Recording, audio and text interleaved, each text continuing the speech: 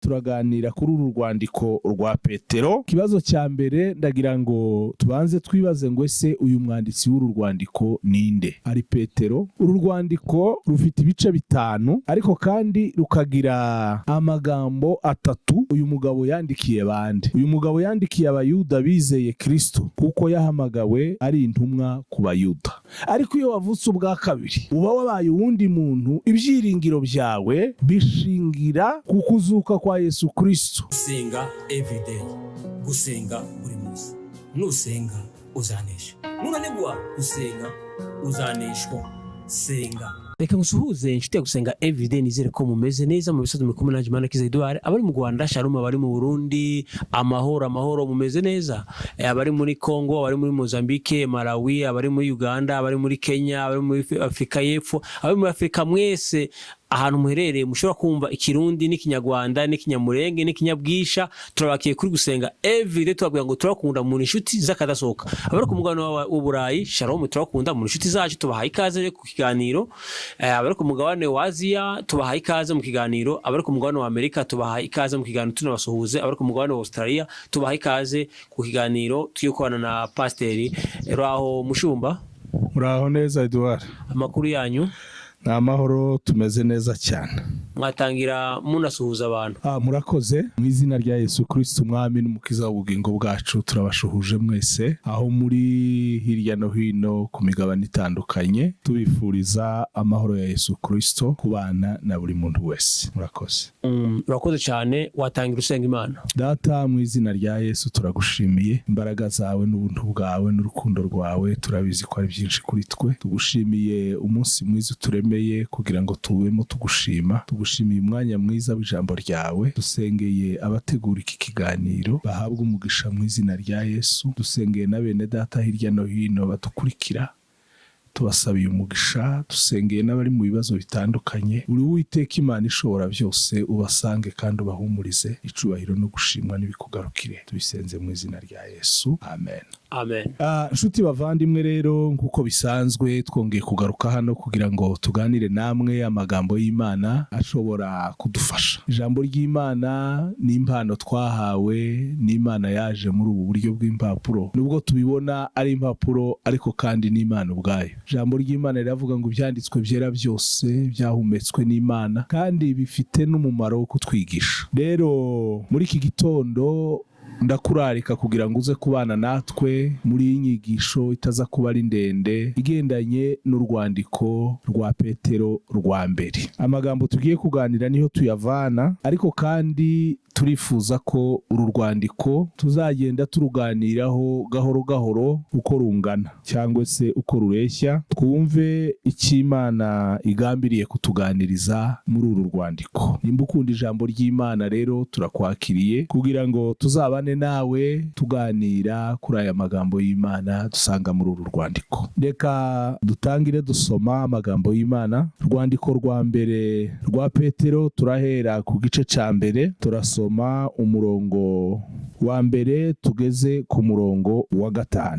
Kadusome mu izina rya Yesu. Petero, intumwa ya Yesu Kristo, ndabandikiye mwebwe abimukira b'intore mu tataniye i Ponto ni Galatiya ni Kapadokiya no muri Aziya ni Bituniya. Mwatoranijwe kuko Imana Data wa twese yabamenye kera, mubiheshejwe no kwezwa n'umwuka, kugira ngo mwumvire Imana muminjagirwe amaraso ya Yesu Kristo. Ubuntu n'amahoro bigwire muri mwe. Umurongo wa 3. Imana y'umwami wacu Yesu Kristo ariyo nasishimwe kuko yatubyaye ubwa kabiri, kuko imbabazi zayo nyinshi ziri, kugira ngo tugire ibyiringiro bizima tubeshejwe no kuzuka kwa Yesu Kristo. Tuzabona umurage utabasha kubora cyangwa kwandura cyangwa kugajuka, ariyo namwe mwabikiwe mu ijuru, mwebwe abarindwa n'imbaraga z'Imana kubwo kwizera, murindirwa agakiza kiteguwe kuzahishurwa mu gihe c'imperuka. Amen. Nshuti rero bavandimwe, turaganira kuri uru rwandiko rwa Petero. Uyu munsi turakora icyo bita introduction cyangwa se mu intangiriro, ariko tuzagenda tuganira uko Imana izaduha umwanya. Turavuga ku gice ca mbere, ariko nabwo turakuramo ijambo rimwe, hanyuma ibindi tuzagenda tubiganiraho. Ikibazo cya mbere ndagira ngo tubanze twibaze ngo ese uyu mwanditsi w'uru rwandiko ninde? Bibiliya iramugaragaza ko ari Petero. Petero ni umwe mu ntumwa 12 za Yesu Kristo. Bibiliya ivuga ko papa we yitwaga Yona. Mu ntumwa za Yesu ni umugabo wahamagawe amaze kuba umuntu mukuru usheshe akanguhe. Bibiliya itugaragariza ko umwuga we yari umurobyi. Yesu yaramuhamagaye mu ntumwa ze, mu bo yahamagaye mbere nawe yari arimo. Yandika abasobanura Bibiliya bavuga ko ari hagati mu mwaka wa 65 n'uwa 67 nyuma ya Yesu amaze kuzuka agiye mu ijuru. Uru rwandiko rufite ibice 5 ariko kandi rukagira amagambo 3 rugenda rugarukaho cyane muri ibi bice 5. Mbere tutarayavuga, uyu mugabo yandikiye bande? Uyu mugabo yandikiye abayuda bizeye Kristo kuko yahamagawe ari intumwa ku bayuda. Iki reka ngisubiremo, burya Imana iguhamagaye ikwereka n'ico gukora, ikindi kandi ikwereka naho igutumye. Iyo yaguhamagaye koko ariyo yaguhamagaye, ibyo byombi irabikora. Kwereka iki guhamagariye, ikakwereka naho igutumye ndetse nabigutumyeho. Petero yatumwe ku bayuda. Iyo usomye urwandiko rw'Abagalatiya igice cya 2 umurongo wa 8 ukageza ku wa 9 harabisobanura neza ko Petero ari intumwa y'abayuda. Ariko nanone kubw'imbaraga z'umwuka wera zamukoreshaga, yaje kwandikira n'abandi bose. Urwandiko ntabwo rwagarukiye ku bayuda gusa, rwandikiwe abizera b'ibihe byose. Uwibuke Yesu amaze kuzuka yamuganirije amagambo aramubwira ngo urankunda. Petero asubiza amubwira ko amukunda. Iryo jambo Yesu ararigarura inshuro 3, hanyuma aza kumubwira ngo uragira abana b'intama, uragira abana b'intama. Aho yaramuhaye ububasha, ubushobozi bwo gukora umurimo w'Imana mu buryo buri universel, mu itorero rya Kristo muri rusange. Rero yandika urwandiko nibwo yari agiye kuzuza izo nshingano, ashumba itorero rya Kristo muri rusange. Luka igice cya 22 umurongo wa 31 n'uwa 32. Yesu rero nibwo yamubwiraga aya magambo kandi ni nabwo nawe yabisohoje. Aba bantu yabandikiye rero nyuma yo gutatana mu mwaka wa 70, igihe c'intambara y'umugabo w'umuroma witwa Tito, umujenerali wateye hari ahantu aho bari batuye muri Palestina. Abantu baratatana hirya no hino, abari bagize itorero bahungira rero muri ibi bihugu byo muri Aziya nto, aho twabonye Bibiliya yatubwiye. Uru rwandiko rwiwe rugaruka ku magambo 4 nari mbivuzeho haruguru. Ijambo rya mbere ruvuga ku byiringiro. Yanditse akomeza abantu abasubizamo ibyiringiro. Abigisha ba Bibiliya bavuga neza ko uru rwandiko ari urwandiko rw'ibyiringiro. Nshuti yanjye, ushobora kuba ufite ibibazo byinshi, ushobora kuba urimo unyura mu ntambara, kuba uri mu bibazo bitandukanye, ariko ndagira ngo hamwe na Petero n'ijambo ry'Imana usoma aya magambo azagukomeza kandi uzahabwa izindi mbaraga nshya. Hano hari igisubizo gikomeye cy'ibibazo bitandukanye abantu banyuramo. Ijambo rya kabiri yagarutse ku kintu kivuga hejuru y'ubuntu bw'Imana. Ubuntu bw'Imana ni ikintu gikomeye cyane mu byanditswe, kuko nibwo Imana inyuramo kugira ngo ibashe kutwegera kandi natwe tukayegera biciye muri ubwo buntu bwayo. Ijambo rya gatatu yavuze hejuru y'imibabaro, suffering. Ijambo rya 4 yavuze hejuru y'ubwiza buzakurikira iyo mibabaro cyangwa se buzaheruka inyuma y'iyo mibabaro. Rero uyu munsi ndagira ngo tuganire aya magambo kwa 4 niyo tuzagarukaho, ariko muri iki gitondo nashatse ko turi buganire ku ijambo rya mbere rivuga ibyiringiro cyangwa se hope, ibyiringiro. Hariya twasomye umurongo wa mbere hatugaragariza umwuka wera n'abizera, hakavuga Imana Data ko ariyo yabatoranije, umwuka wera nawe abashyira ku ruhande, hanyuma umwami Yesu akaba umucunguzi wabo kandi akaba n'umurinzi w'ubugingo bwabo. Ibi byiringiro ndagira ngo tubanze duse n'abasubiramo gatoya tubitekerezeho. Ibyiringiro bitandukanye no kwizera. Kwizera ni none, ibyiringiro nejo. Ibyiringiro ni ukwiringira ibyo uzabona, ibyo utarashyikira, ariko ugakomeza kubyizera ubihagazemo ukabyiringira. Reka tuvuge kuri ibi byiringiro by'abizera, ibyiringiro by'abana b'Imana ibyo ari byo. Hariho amagambo agera ku 9 Petero yavuze ku bijyanye n'ibi byiringiro. Ijambo rya mbere yaravuze ngo ibyiringiro by'abana by'abana b'Imana aho bikomoka yavuze ko bikomoka ahantu hamwe, ntabwo bikomoka mu mafaranga, ntabwo bikomoka mu mbaraga zindi, mu miryango cyangwa se mu bihugu n'ahandi. Yarangiye abasomyi be neza aho ibyiringiro by'abana b'Imana bikomoka. Yavuze ko bikomoka mu kuvuka ubwa kabiri, umurongo wa mbere ukageza ku wa gatatu, mu kuvuka ubwa kabiri. Iyo uvutse bwa mbere ugakura ukaba umuntu muzima, hari icyo bita 5 senses cyangwa se 5 senses. Ibyo nibyo byakira bikakwinjiriza ubumenyi ndetse ugakomuniketinga n'abandi hirya no hino biciye aho ngaho. N'ibyo umenya n'ibyo wiringira bishingiraho. Ariko iyo wavutse ubwa kabiri uba wabaye uwundi muntu, ibyiringiro byawe bishingira ku kuzuka kwa Yesu Kristo, ntabwo bigendera ku byo turebesha aya maso. Ijambo rya kabiri, ibi byiringiro Petero yaravuze ngo ni bizima, ntago ari ibyiringiro bipfuye. Hari umuririmbyi wo gushimisha bavuze ngo mfite ibyiringiro bifite ubugingo, ngo kubera iyo mpamvu mfite umugabane mu ijuru. Bwana asifiwe cyane. Ibi byiringiro, umurongo wa mbere ukageza ku wa gatatu, ni ibyiringiro bizima. Gatatu, bishingiye ku kuzuka kwa Yesu Kristo. Kane, ni umurage w'abana b'Imana. Gatanu, ibi byiringiro birarinzwe mu maboko y'Imana ubwayo. Gatandatu, ni bizima kuko n'ababitunze nabo ni bazima. Icya karindwi, ibi byiringiro nibyo bitanga ibyishimo by'ukuri. Icya munani, no mu makuba ibyo byiringiro turabigumana. Icya cyenda, aricyo cya nyuma, ibi byiringiro bivanze no kwizera hamwe n'urukundo dukunda Imana. Aho niho hakubiye ingororano yacu nk'abana b'Imana. Rero nshuti yanje, reka nguko nari mbibasezeranije, reka tuvuge bukeya kuri ibi byiringiro. Aha nari mbivuze muri rusange, ariko reka noneho ngende ku murongo umwe muto, ibi byiringiro by'abizera ibyo ari byo, tube nk'ababyinjiramo gatoya. Ndaba ngiye gusoza kuri iri jambo rya mbere. Bibiliya yatubwiye ngo ibi byiringiro bikomoka mu kuvuka ubwa kabiri. Ibi bisobanura iki?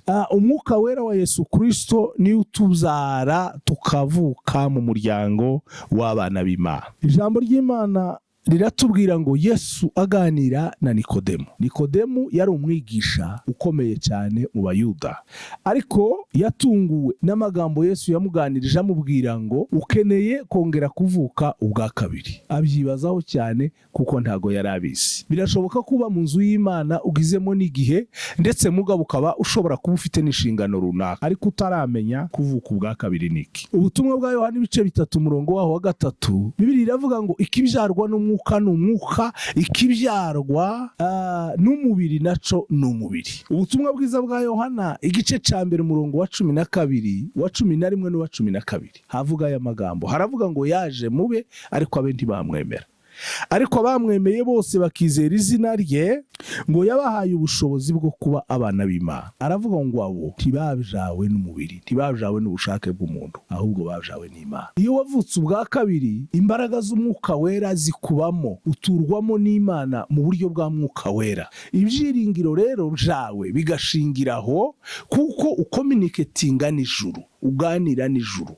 Ibi byiringiro nubwo haba imiyaga, nubwo haba intambara z'uburyo butari bumwe, ariko iyo bifite ubihagazeho, bishingiye muri uko kuvuka ubwa kabiri, ntaco izo ntambara n'iyo miyaga n'ibyo bibazo bindi byagukoraho, kuko uba ufite ahantu ushingiye hazima hakomeye ku musingi utajegajega. Biratangaje muri iki gihe wasanga hari abantu benshi bafite iyo myumvire ya Nikodemo.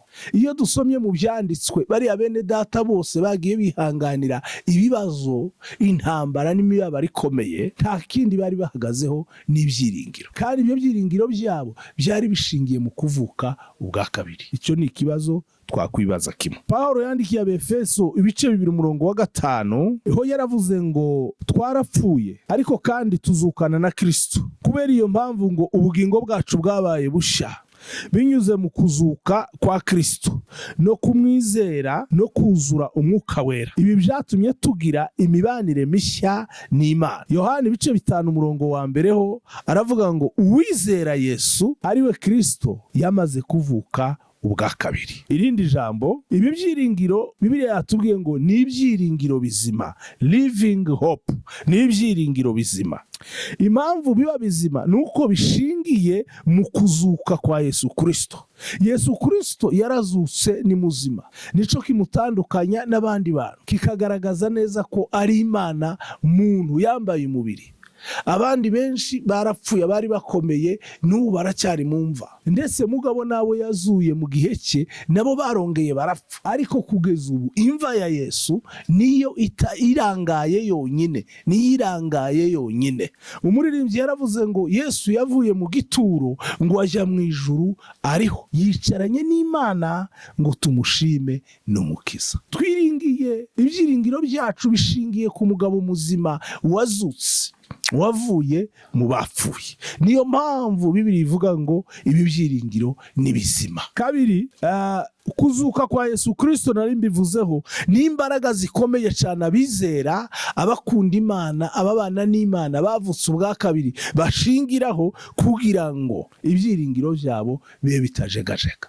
Erega intambara abantu duhura nazo ziri mu buryo butandukanye, ariko zose ziza zitwikubitaho dutinya ko zaduhungabanya, ndetse mugabo zikaba zatugeza no mu rupfu. Ariko iyo ibyiringiro byacu bishingiye ku kuzuka kwa Yesu Kristo, turakomera. Ijambo rya gatatu, dufite umurage. Muri ibyo byiringiro harimo umurage tuzabona, umurage utabasha kubora, kwandura cyangwa kugajuka. Uyu murage twawuhawe hamwe n'abera bose. Bibiliya iravuga hano mu Bakolosayi igice cya mbere umurongo wa 12 ko ari umurage wo mu mucyo, umurage duhabwa nk'abana b'Imana. Ubutumwa bwiza bwa Matayo igice cya 25:34, Yesu yaciye umugani aganiriza abantu, aravuga ngo hari igihe kizagera Yesu ngo akabwira ab'iburyo bwe, akabwira ati nimuze muhabwe umugisha wa Iburahimu mwarazwe kuva isi itararema. Uyu mugisha wa Iburahimu Imana yamuhaye, uyu mugisha Imana yamuhaye kuva itangiriro, umunsi yemera umuhamagaro akizera Imana, akemera kugira ibyo yigomwa, ibyiringiro bye akabishyira mu Mana. Imana rero hari imigisha yamuteguriye abizera bose, n'abaraganwa amasezerano n'ibyasezeranijwe hamwe n'umukurambere witwa Iburahimu. Iyo migisha Imana yahaye Iburahimu, hagati ya Yesu na Iburahimu hari imyaka 1900, kugira ngo natwe itugereho tubashe kuyisingira ibi yacu byaciye muri Kristo. Umunsi twamwakiriye akatubera umwami n'umukiza, iriya migisha ya Iburahimu yose Imana yasezeranije Iburahimu yatugezeho. Abera bose, abizera bose, abakunda Imana bose, iyo migisha ni yabo. Nshuti yanje rero, muri iki gitondo aya ni amagambo make nari nkubwiye ajanye rero ibi byiringiro byacu bikomoka mu kwizera Yesu Kristo umwana w'Imana. Ni bizima kuko bishingiye kuri Yesu Kristo wazutse. Iri ni ryo jambo muri ariya magambo ane twavuze tuzagarukaho agize runo rwandiko, niryo duhereyeho rya mbere. Ese wiringiye Imana? Ibikugoye ni ibihe muri iki gihe? Intambara uhura nazo ni zihe?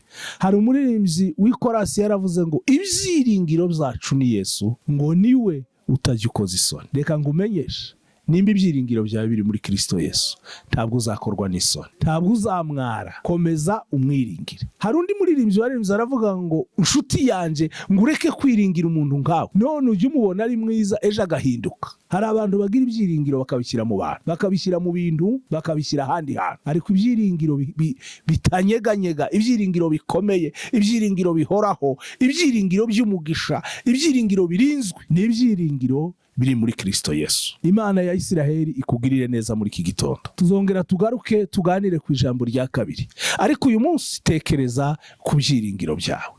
Nta mpamvu yo kureba hirya, yo kureba hino. Tumbira Yesu, niwe ukwiye kwiringirwa, niwe mugabo wazutse. Nimba waravutse ubwa kabiri, ufite ibyiringiro bizima. Imana iguhe umugisha, kandi Imana ikugirire neza. Reka dusenge. Nyiringabo, Imana ishobora byose, twongeye gusengera bene data bose ababashe kumva ubutumwa muri iki gitondo. Intambara ziriho ni nyinshi kubizera, hariho gutotezwa ko mu buryo bw'umubiri, hariho benshi hirya no hino bari mu bibazo by'uburyo butari bumwe, ariko ubakomereza ibyiringiro, bakomeze bagutumbire, bamenye ko umurage wabo ari umurage utabora, utandura kandi utagajuka. Abera bose aho bari ukomeze kubana nabo kandi ubashigikire. Kubwira ijambo ryawe Mana, ukuboko kwawe kwiza kubane na buri wese mu bakumenye. Icubahiro n'ikuzo no gushimwa n'ibikugarukire, tubisenze mu izina rya Yesu Kristo Mwami, amen. Pasi, reka tugushimire tukubwire ngo Imana iguhe umugisha. Reka dushimire nawe warubanye natwe muri kiganiro, tukubwire nawe Imana iguhe umugisha. Reka dushimire wowe uzufata ibiganiro byacu ukabihera inshuti yawe, nawe Imana iguhe umugisha. Reka dushimire wowe uzufata umwanya ukadusengera, nawe Imana iguhe umugisha. Nawe ushobora kuba bwa mbere ugeze kuri gusenga everyday, tugusaba kanda subscribe cyangwa gukora sabone kugira ngo uzazobone ibiganiro byacu bitakugoye. Yego. Reka Pasi, sinzi ko ikintu wakongeraho. Nta kindi nakongeraho kinini cyane, ni ijambo rigufi niryo kubashimira, kuko n'ubundi waruvuye kubivuga. Aya ni amahirwe nshobora kuvuga ngo yimboneka rimwe, dushingiye ku gihe tuba dufite cyo kubaho muri ubu buzima. Uyu niyo munsi wawe Imana ibiguhaye. Iri jambo ry'Imana rero uryumve, we kurifusha ubusa. Ariko kandi ikindi nakongeraho ni ugushimira bene data bose tuba turi kumwe kuri uyu murongo. Aya ni amagambo yanyu, ubu ni ubutumwa Imana ibibahaye kugira ngo bubu bwanyu. Ushobora nawe kugira uwundi wabusangiza kugira ngo ubutumwa bwiza bwamamare. Murakoze cyane. Reka tubabwire ngo ikiganiro nawe utaha. Shalom shalom.